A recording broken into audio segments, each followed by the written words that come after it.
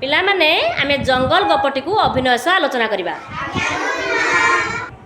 ଚଢ଼େଇଟିଏ ଗଛ ଡାଳରେ ବସା ତିଆରି କଲା।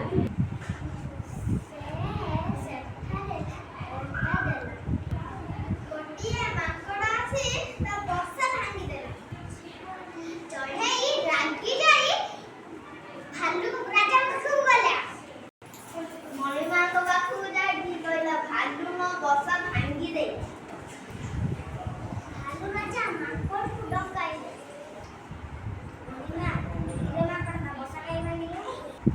ମଣିମା ମୋର ଭୁଲ ହେଇଯାଇଛି। ମଣିମା ଆପଣ ଆଗ ପଛ ଦେଖି ବିଚାର କରନ୍ତୁ। ମଣିମା ପଛକୁ ଅନାଇଲେ। ପଣସଟିଏ ଦେଖି ଭାଲୁ ମନରେ ଲୋଭ ଆସିଲା।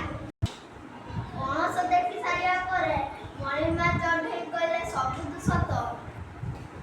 ଯେଉଁ ଗଛରେ ମାଙ୍କଡ଼ ରହୁଛି ତୁ ସେଇ ଗଛରେ ବସା କାହିଁ କରୁଛୁ? ଭାଲୁ ରାଜା ମାଙ୍କଡ଼କୁ ଦଣ୍ଡନ ଦେଇ ଛାଡ଼ିଦେଲେ। ଏକଥା ଶୁଣି ସବୁ ଚଢ଼େଇ ସାଙ୍ଗମାନେ ଆସି ତାକୁ ଶୁଣ୍ଢରେ ମାରି ପକାଇଲେ। ଚଢ଼େଇମାନେ ତାଙ୍କ ଥୁଣ୍ଟରେ ଭାଲୁକୁ ପିଟିବାକୁ ଲାଗିଲେ।